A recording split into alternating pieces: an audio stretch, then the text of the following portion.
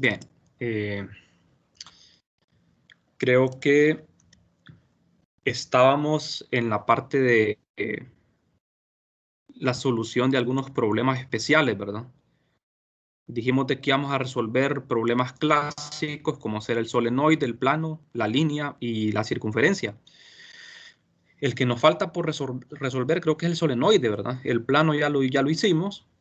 Vamos a ver el solenoide, que es el de los más importantes que existen, porque el solenoide emula lo que es un imán, o sea, tiene un campo magnético idéntico al de un imán. Ahora, ¿qué es un solenoide ideal? ¿Qué es el que nosotros vamos a estudiar?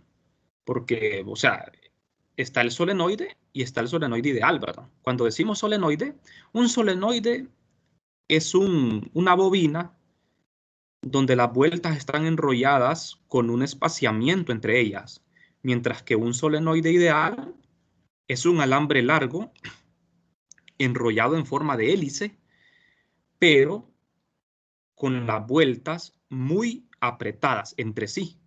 ¿De acuerdo?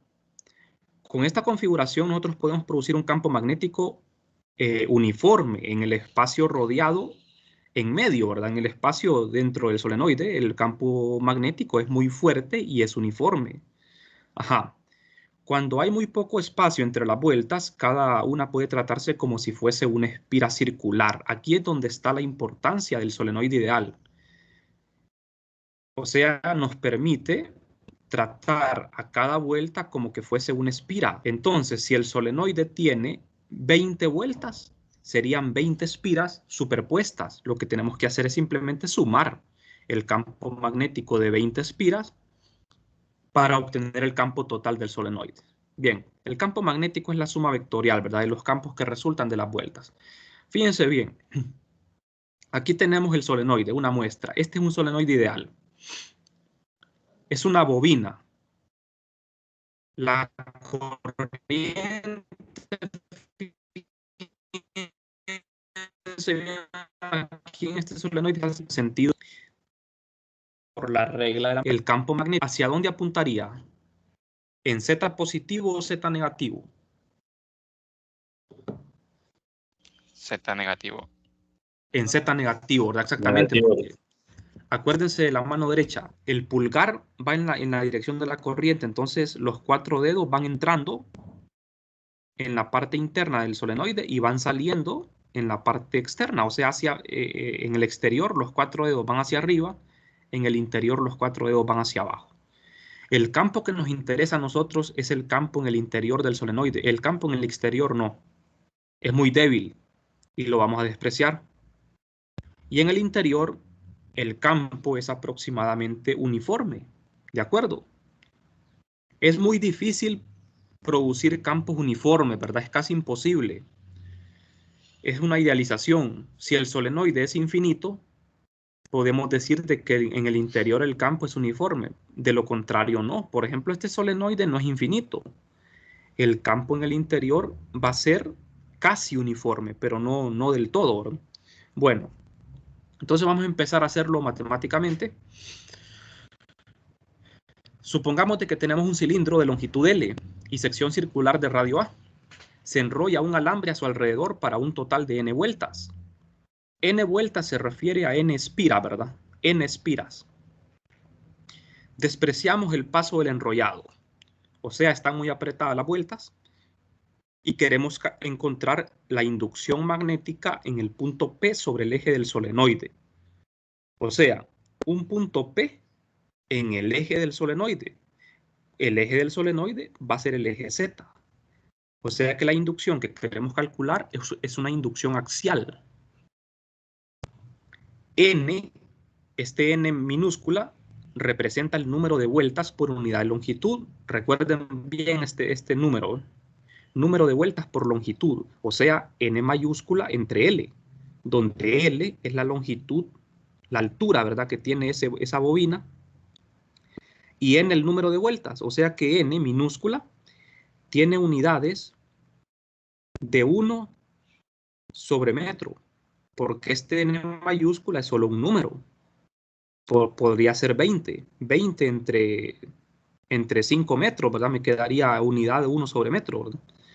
Entonces, acá necesitamos hacer un diferencial de ddn. ddn, si yo despejo para n, me queda n por L, ¿verdad? Si lo escribo como diferencial, me queda ddn igual a n por ddz sub 0. Este n no cambia. Este n se mantiene igual, ¿verdad? Porque n viene a ser como una densidad. Entonces, esta es la cantidad de anillos circulares en esta porción. ddn se refiere a una pequeña porción de la longitud del solenoide. Vamos a verlo acá. Vamos a ver. Antes de explicar esto, estas cantidades, nos vamos a detener acá. Nosotros vamos a hacer uso de la inducción magnética de una sola espira, de radio A, sobre un punto en el eje Z. Este problema ya lo hicimos en clase. Entonces, en el solenoide, lo que vamos a hacer es, como el solenoide tiene un montón de espiras, una sobre otra, superpuestas, hay n espiras, ¿verdad? Entonces, vamos a sumar los campos magnéticos de todas esas espiras, pero mediante una integral, ¿verdad? Lo vamos a sumar con una integración. Vamos a hacer una integral. Entonces, este campo es el que vamos a utilizar para resolver el problema. Fíjense bien, tienen que memorizarse estos pasos porque a ustedes les va a tocar hacer problemas más difíciles. ¿Qué pasaría si el solenoide fuese cuadrado? Entonces utilizarían el campo de una espira cuadrada, pero repetirían los mismos pasos. Aquí es un solenoide circular. ¿De acuerdo? Entonces agarramos el campo de una espira que tiene esta forma. Ahora bien, para poder hacer el problema, vamos a colocar el solenoide de forma acostado así. Esto que ven acá son las vueltas, ¿verdad? Como le hacemos un corte al solenoide y lo tenemos acostado, entonces el punto de campo se encuentra en el eje Z, el eje del solenoide. Esta pequeña franja que ven acá, ddz sub 0, en esta pequeña franja existen ddn vueltas. N es el número total de vueltas. Pero en esta pequeña franja existen ddn vueltas, o sea, n por ddz. ¿Por qué hacemos esto así? Porque nosotros queremos integrar. Planteamos los diferenciales para integrar sobre toda la longitud del solenoide, desde 0 hasta L. De manera que al integrar, estamos abarcando todas las vueltas y eso me permite incluir el campo magnético de todas esas vueltas en el punto P, que está sobre el eje Z. ¿Por qué escogemos el punto P sobre el eje Z? Porque por la simetría, ¿verdad? Porque esto me permite plantear el problema más fácil. Este punto P podría estar en cualquier otro lado, pero sería más difícil.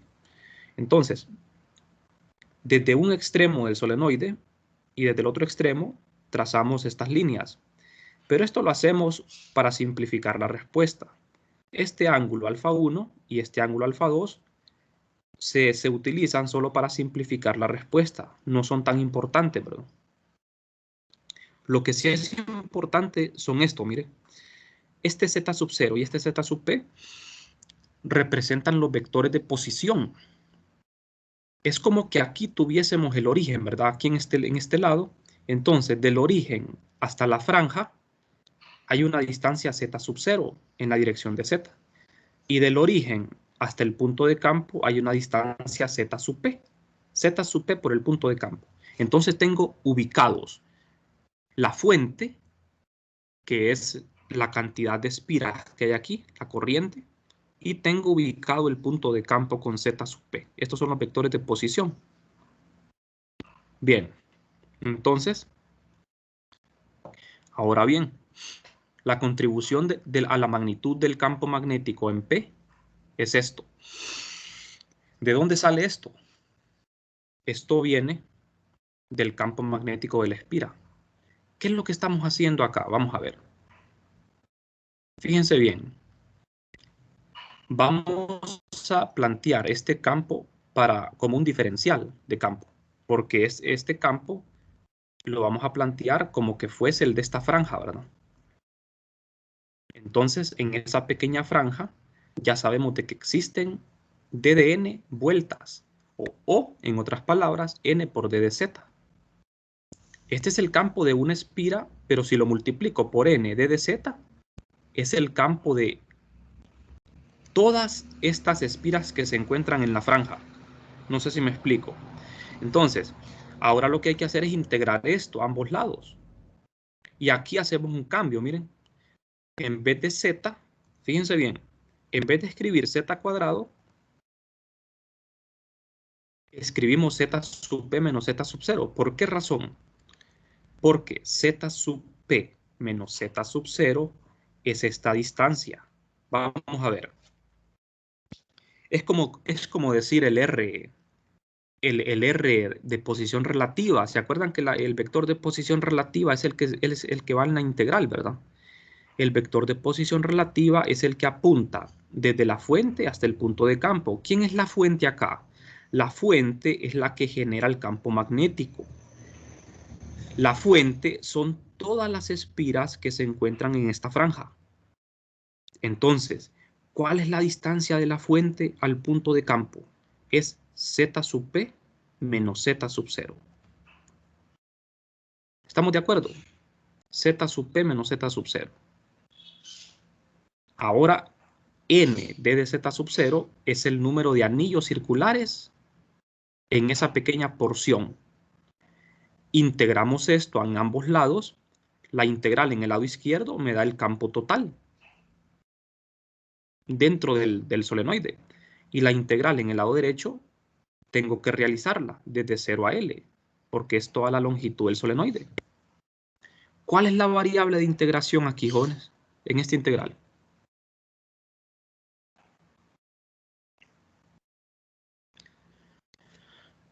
Z sub 0. Es z sub 0, ¿verdad? Y z sub 0 es la distancia del origen a la pequeña franja de dz sub 0. O sea, la fuente de campo. Entonces, para hacer la integral necesitamos el cambio de variable, ¿verdad? Hacemos un cambio de variable cualquiera. Z' igual a z sub 0 menos z sub p. Si se fijan, aquí le di vuelta a esto. Esto siempre se acostumbra a hacer, ¿verdad? La única explicación de por qué se hace es por razones de estética, ¿verdad? Porque si ustedes escriben z' igual a z sub p menos z sub 0, les va a quedar un signo menos ahí. Entonces, para que no quede un signo menos acá, se le da vuelta a esto. Y eso no afecta en nada porque como está elevado al cuadrado, cualquier cosa al cuadrado es positiva, ¿verdad? Entonces, eso no importa. De manera que el d de z' es el d de z sub 0. Sustituyo esto acá y me queda esta integral. Esta integral la pueden ver en las tablas. Por eso es que se hace el cambio de variable. Los límites cambian, ¿verdad? Cuando yo hago cambio de variable. Como la variable es z sub 0, z sub p es una constante. Entonces, cuando z sub 0 vale 0, z sub prima vale menos z sub p. Y cuando z sub 0 vale L, z sub prima vale L menos z sub p. Entonces, la integral es esta, la integral indefinida es esta, lo evalúo en estos límites y al evaluarlo me queda esto. Bastante fácil, ¿verdad? Como ven, el problema de un solenoide es muy fácil de resolver, pero hay que tener bien presente qué significa cada cantidad acá, ¿verdad? Lo estamos haciendo con superposición de espira, ¿verdad? Que es la forma más fácil de hacerlo. Entonces, ahora lo que me queda a mí es simplificar esto. Este es el campo del solenoide.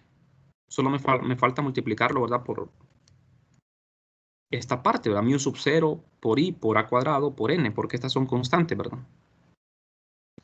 Como ven acá, ese a cuadrado se cancela con el a cuadrado que está acá atrás, aquí.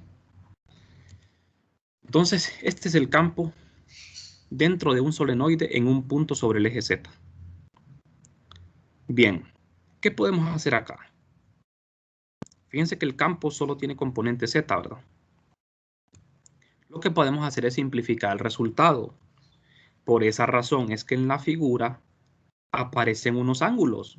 Alfa 1 y alfa 2 no era necesario escribirlos. Esto solo se hace para fines de simplificación. Entonces, ¿quién es alfa 1 y quién es alfa 2? Ustedes pueden ver de que aquí se me forman unos triángulos rectángulos, ¿verdad?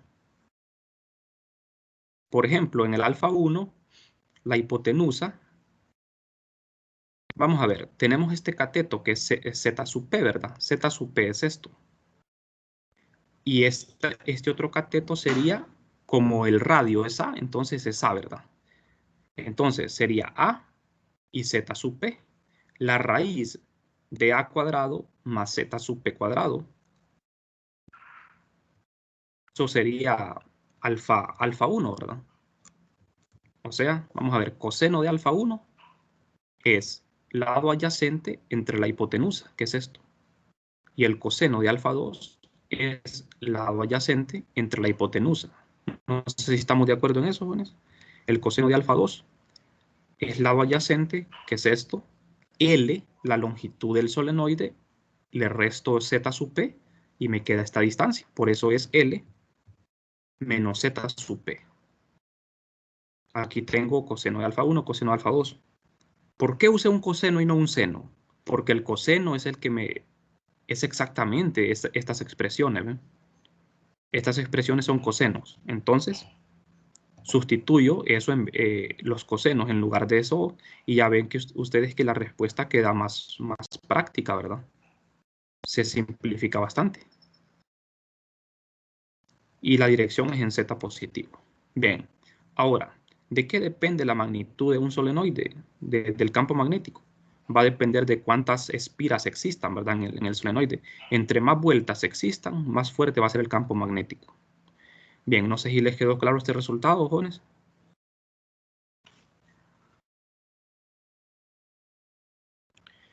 Entonces, este problema que acabamos de hacer es para un solenoide no infinito, es un solenoide finito. ¿Qué pasa si nosotros queremos idealizar un poco y considerar el solenoide infinito? Entonces, como caso especial, tenemos el solenoide infinitamente largo. El resultado anterior lo vamos a modificar, ¿verdad? Vamos a hacer que los ángulos alfa 1 y alfa 2 tiendan a 0. O en otras palabras, que la longitud tienda a infinito. O sea, vamos a ver. ¿Qué pasa cuando L tiende a infinito? Cuando L se hace infinito, alfa 1 y alfa 2 se van haciendo más pequeños, ¿verdad? Porque, bueno, creo que todos lo pueden imaginar, ¿verdad? Cuando la longitud tiende a infinito, alfa 1 y alfa 2 tienden a 0. Es lo mismo. Entonces, yo puedo simplificar este resultado al hacer que alfa 1 y alfa 2 tiendan a 0 y en ese caso me quedaría el resultado de un campo para un solenoide infinito. Entonces, ¿qué pasa cuando alfa 1 y alfa 2 se aproximan a 0? El coseno de alfa 1 y alfa 2 se aproxima a 1, ¿verdad? Porque coseno de 0 es 1. Y el coseno de algo muy pequeño es aproximadamente 1. Entonces, si hacemos esta aproximación, me quedaría 1 más 1 aquí en paréntesis, ¿verdad? 1 más 1, me queda 2. Este 2 se cancela con este 2. Y me queda que el campo magnético para un solenoide ideal infinitamente largo es esto. Mu sub 0 por n por I, donde I es la corriente, mu sub 0 la permeabilidad del espacio libre y n, ¿quién es n? Es el número de vueltas por unidad de longitud, es una densidad de espira, perdón. Entonces, aquí ustedes pueden ver que este resultado es bien sencillo. Los estudiantes este resultado, de tanto que lo usan, se lo aprenden.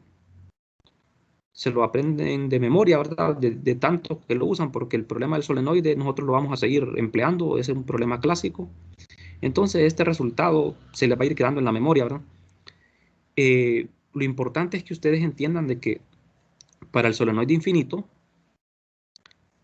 la magnitud del campo va a depender de la intensidad de la corriente y del número de vueltas. Entre más vueltas hay, más fuerte es el campo. ¿De acuerdo? Entre más vueltas, más fuerte es el campo. Y entre más intensa sea la corriente, también. Ajá. Entonces, otra cosa que me deja apreciar este resultado es que en el interior del solenoide, el campo magnético es uniforme. Fíjense que de todos los casos que acabamos de analizar, ¿verdad? Hicimos el problema de una línea, hicimos el problema de la espira, hicimos el problema del plano infinito y el problema del solenoide. El campo magnético de una línea y el campo magnético de la espira, ¿qué tienen en común? El campo magnético de una línea y de una espira. Son diferentes, ¿verdad? Que son Pero constantes. ¿qué tienen? De una línea y de una espira.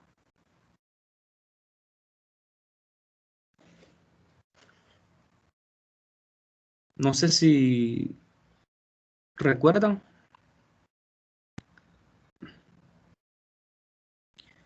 El campo de una línea y de una espira tienen algo en común, que son campos variables. Son campos que dependen de la posición, ¿verdad? No son uniformes. Y el campo de un plano infinito y de un solenoide infinito tienen algo en común, que son uniformes. Vamos a ver para que lo vean. Acuérdense del plano infinito, miren. El campo de un plano infinito es uniforme. Es constante. ¿De acuerdo?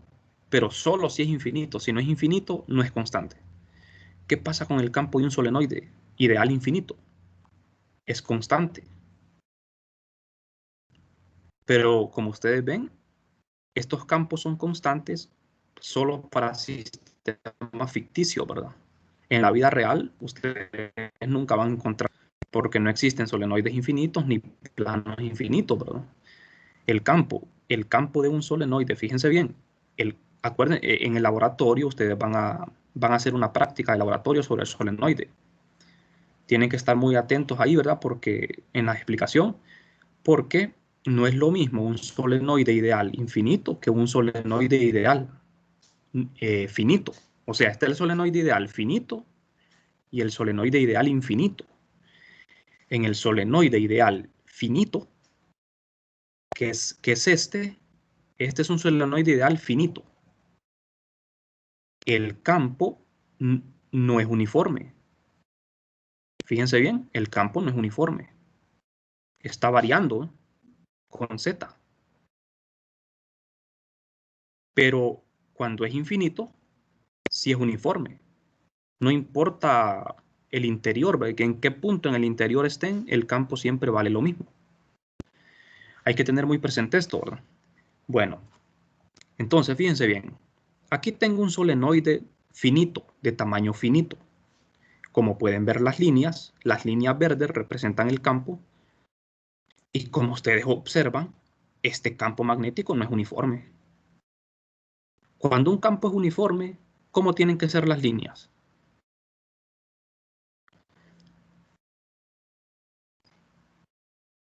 Las líneas de campo tienen que ser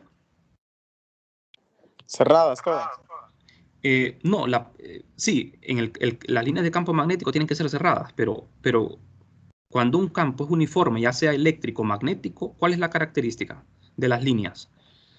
Cuando el campo es uniforme.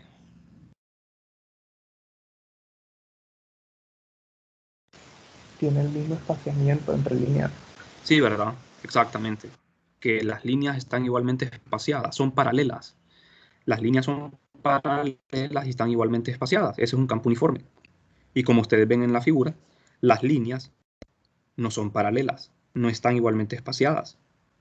El campo es más intenso donde están más juntas y es menos intenso donde están más separadas.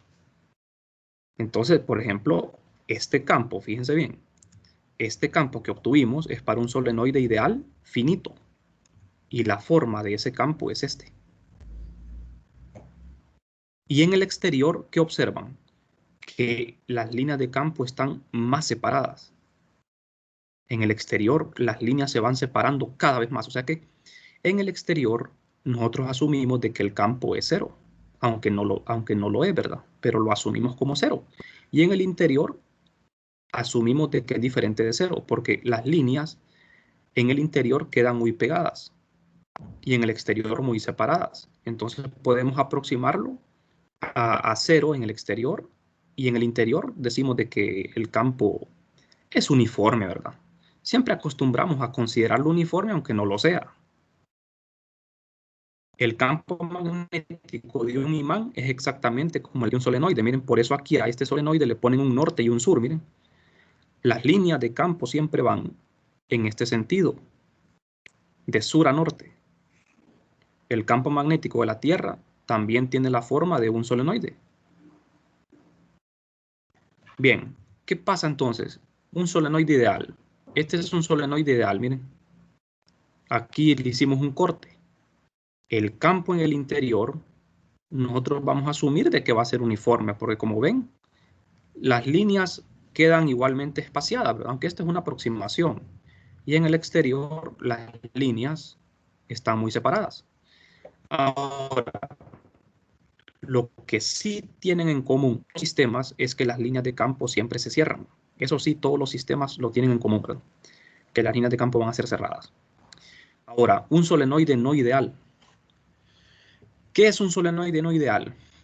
Es una hélice donde las vueltas se encuentran muy separadas. Fíjense bien, aquí las espiras ya no están juntas, sino que están separadas.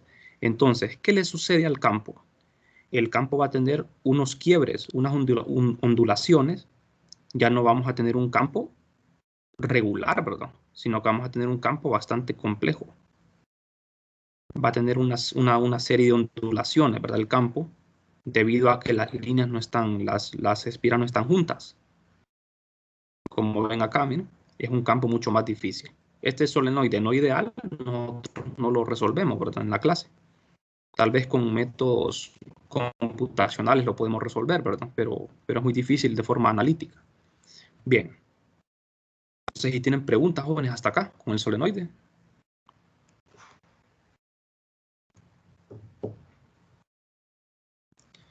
Bien, entonces miren, para hacer un resumen, vamos a hacer un resumen. Yo les dije a ustedes que tienen que aprenderse estos problemas, miren. Tienen que aprenderlos. Eso les va a ayudar bastante a estudiar. ¿Cómo resolver una corriente infinita? Una corriente circular. ¿Cómo resolver un plano infinito? Y un solenoide ideal. Cuando digo solenoide ideal, puede ser infinito o finito, ¿no? De acuerdo, puede ser infinito o finito, pero siempre es ideal. Entonces, la corriente infinita, recta, y la corriente circular, ambas son corrientes filamentales. Los campos no son uniformes. En el caso del plano infinito y el solenoide ideal, el campo es uniforme, aproximadamente, ¿verdad? En el caso del solenoide, aproximadamente es uniforme en el interior. Entonces aquí tenemos sistemas, ¿verdad?, con campos muy diferentes, pero lo que tienen en común todos los cuatro sería que las líneas de campo siempre son cerradas. Eso siempre lo van a tener en común.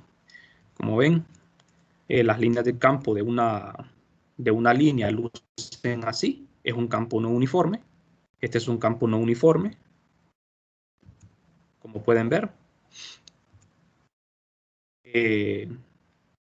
En el caso de la corriente circular, el campo también es no uniforme. Las líneas no están espaciadas igualmente, no son paralelas. Aquí lo pueden ver mejor, no son paralelas, es no uniforme. En el caso del plano, las líneas de campo están igualmente separadas y son paralelas. Este es un campo uniforme. Y en el caso del solenoide ideal, dijimos de que las líneas van a estar igualmente espaciadas en el interior, ¿verdad? Lo vamos a aproximar a un campo uniforme, aproximar, ¿verdad? Bueno, entonces vamos a terminar con eso. Vamos a pasar a otro tema. Voy a por lo menos introducir esto el día de hoy. Las cargas puntuales en movimiento. Esta es la última parte del capítulo 14, la última sección. Vamos a ver, nosotros hemos estudiado, jóvenes, corrientes, ¿verdad? Hasta el momento, corrientes eléctricas, en alambres, en superficies o en volúmenes. Pero no hemos estudiado cargas puntuales en movimiento. Cargas, o sea, de forma individual, ¿verdad?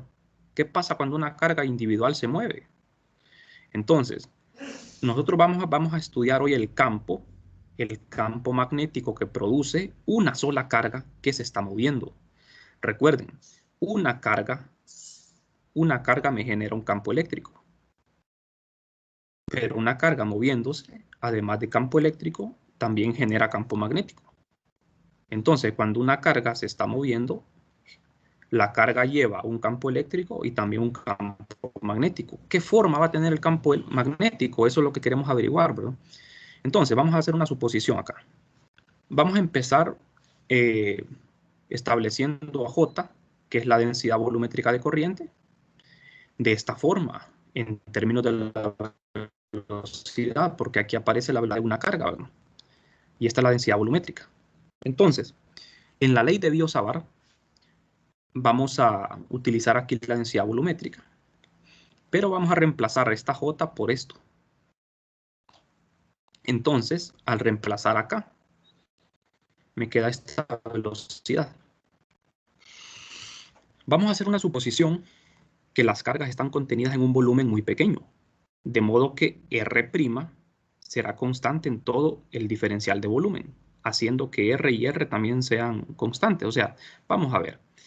A lo que se refiere esto es que esta densidad de carga se refiere a la densidad de carga en un pequeño volumen, pero como nosotros queremos una sola carga, vamos a tratar de reducir ese volumen a un tamaño muy pequeño, de manera que lo podamos aproximar a una sola carga, ¿verdad? Entonces, si todas las cargas llevan la misma velocidad v dentro de ese pequeño volumen, se puede sacar todos esos factores del integrando. ¿Por qué se saca el integrando R? Vamos a ver. ¿Por qué se saca? Porque dijimos, ¿verdad?, de que R, este vector R, localiza todas las cargas dentro del volumen, pero como el volumen es muy chiquito, la variación de R dentro de ese volumen es insignificante, entonces se puede tomar como constante y sale. La velocidad se toma constante porque todas las cargas dentro del volumen tienen la misma velocidad, es constante y sale. Lo que no es constante es esta densidad, ¿verdad? Y el d de tau. Entonces, esto se integra y la integral de esto es la carga total. Acuérdense que la integral de la densidad por el diferencial de volumen es la carga. Esta Q' que ven acá es el resultado de esta integral. Esta Q' representa toda la carga que existe en este pequeño volumen. Entonces, como ese volumen es muy chiquito, vamos a ver, esa Q' es la carga total, ¿verdad? Pero si tomamos a Q' como una carga puntual, o sea, individualmente una sola carga, esta expresión corresponde al campo magnético de una carga puntual individual, moviéndose con una velocidad v. Entonces, este análisis que hemos hecho es una aproximación bastante buena. O sea que esta es la inducción de una carga que se mueve con velocidad v. ¿Qué pasa si la inducción es cero? Aquí es donde uno tiene que analizar, ¿verdad?, estas cosas. Cuando una carga no se mueve, su campo magnético es cero. ¿Estamos de acuerdo, ¿no? O sea que una carga ya sea que esté en reposo o en movimiento, siempre va a tener un campo eléctrico, pero campo magnético solo va a tener si se está moviendo. Bien, entonces, si comparamos nosotros esta expresión con esto, podemos sacar una conclusión. Fíjense bien, aquí tengo el diferencial de corriente lineal, I por D de S, corriente filamental. Y aquí tengo Q por B. Las dos expresiones son idénticas excepto por este término, ¿verdad? Q por B y I D de S. Lo demás es igual. Entonces, ¿qué significa? Que para que estas dos expresiones sean iguales, I de S tiene que ser igual a Q por B. Una carga puntual en movimiento es equivalente a un elemento de corriente. Esta es la conclusión acá. Fíjense bien, pónganle mucho cuidado a este enunciado. Una carga puntual moviéndose es equivalente a un elemento de corriente. Esto es muy importante cuando estudiamos el magnetismo en la materia. Por ejemplo, ¿qué es lo que da origen a un imán? El magnetismo el magnetismo se debe al movimiento de los electrones en los núcleos, ¿verdad?, de los átomos. Un electrón es una sola partícula. Un electrón girando en torno a un núcleo es una carga puntual, ¿verdad? Pero como una carga puntual moviéndose es como un elemento de corriente, entonces los electrones girando en torno a un núcleo son como corrientes. Y esas corrientes son las que producen a gran escala, ¿verdad? Todos esos electrones, ¿verdad?, dentro de un pedazo de materia, moviéndose, generan lo que es el magnetismo, ¿verdad? Por esta equivalencia que tenemos acá. Es como que fuese un pequeño elemento de corriente. Bueno, entonces vamos a ver. ¿Cómo se observaría el campo magnético de una sola carga? Si nosotros pudiésemos observarlo con nuestros ojos, el campo magnético lo que observaríamos sería como una botella. El campo magnético de una carga moviéndose tendría un aspecto como de una botella, ¿verdad? En los extremos sería bastante angosto y en el centro sería bastante ancho, ¿verdad?, el campo, justo donde se encuentra la carga. Esto siempre obedece la mano derecha. Si la carga se mueve en esta dirección, el pulgar apunta en esa dirección y los 4 dedos van siguiendo las líneas de campo magnético. Entonces el campo magnético iría en este sentido por la mano derecha. Y también tiene que ver el signo de la carga, ¿verdad? Si la carga fuese negativa, eso me cambiaría todo. Fíjense bien. Si esta carga cambia su signo, también cambiaría la dirección de B. Entonces hay que tener cuidado con eso, ¿no? Bueno, entonces, no sé si tienen preguntas hasta el momento. Justo, fíjense bien, justo en la línea en la que se mueve la carga, el campo es cero. Es como que fuese el eje Z, ¿verdad? O sea, imagínense que este es el eje, la carga se mueve en el eje Z, entonces en cualquier punto del eje Z en el que se mueve la carga, el campo es cero. Eso lo van a entender mejor si ustedes realizan la integral, los cálculos.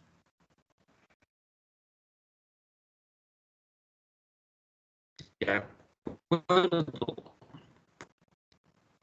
O sea, el R de posición del punto de campo y del punto de la fuente, en ese caso, harían de que este R se haga cero. Bueno, eso lo van a entender cuando hagan los ejercicios, ¿verdad? Bien. No sé si tienen preguntas ahora. Me gustaría continuar el día de mañana porque ahorita no sé si tienen alguna consulta.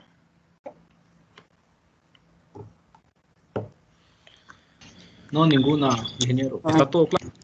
Sí, todo bien. A estos sistemas que resolvimos. Sí, ingeniero. No sé si... Sí, todo bien. Bueno, si no hay dudas, entonces nos quedamos por acá.